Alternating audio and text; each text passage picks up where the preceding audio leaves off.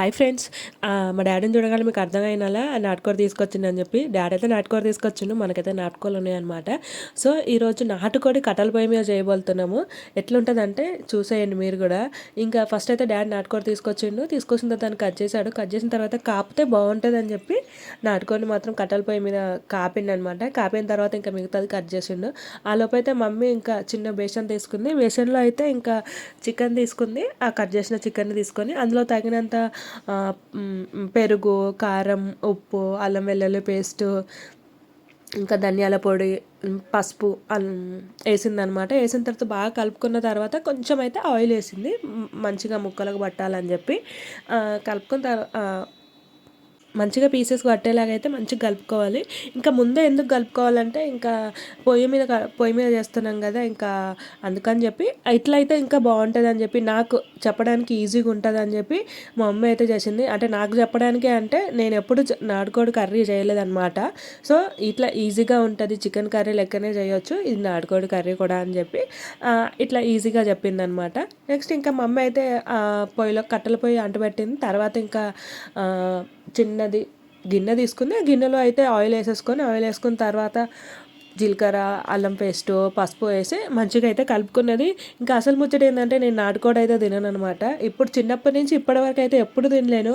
మా డాడీ అయితే నువ్వు తినకుంటే నీ పిల్లలు ఎట్లా తింటారు అని చెప్పి మాత్రం ఈ రోజైతే తినాలి అని చెప్పి మాత్రం నా కోసమే, ప్రత్యేకంగా నా కోసం అయితే తీసుకొచ్చిండు.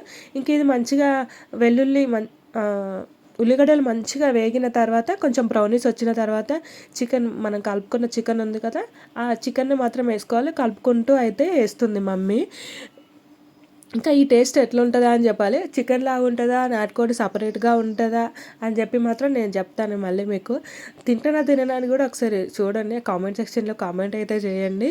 ఇంకా మమ్మీ అయితే మంచిగా కలుపుకుంది. అది కలుపుకున్న తర్వాత కొంచెంసేపు అయినాక ఉడికిందా ఉడకలేదా అని చెప్పి మళ్ళీ ఒకసారి కలిపిన తర్వాత ఇంకా కొంచెంసేపు ఒక 10-15 మినిట్స్ పట్టింది అనుకోండి, అంతే. ఇంకా కర్రీ అయితే అయిన తర్వాత మనకు కొంచెం లాస్ట్లో లైట్గా కొంచెం కొత్తిమీర వేసింది.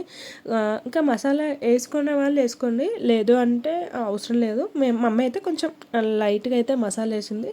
ఆ మసాలా వేసినాక అయితే మంచిగా కలుపుకుంది. ఇంకా నేను, డాడీ, తమ్ముడు అయితే వెయిటింగ్ అనమాట, ఇంకా ఎట్లుంటుందా అని చెప్పి.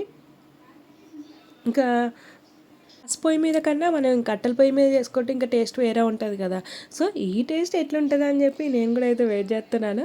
తిందామని మాత్రం అనుకుంటున్నాను, చూద్దాం ఎట్లుంటుంది అని చెప్పి. ఇంకా చూసేయండి, మనకు చికెన్ మాత్రం మంచి కలర్ఫుల్గా ఉంది. ఇంకా మా డాడీ చెప్తున్నారు చూడండి ఫీడ్బ్యాక్.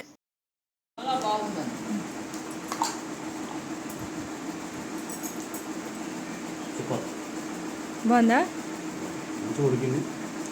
మసాలా మోతాదు టేస్ట్ బాగుంది.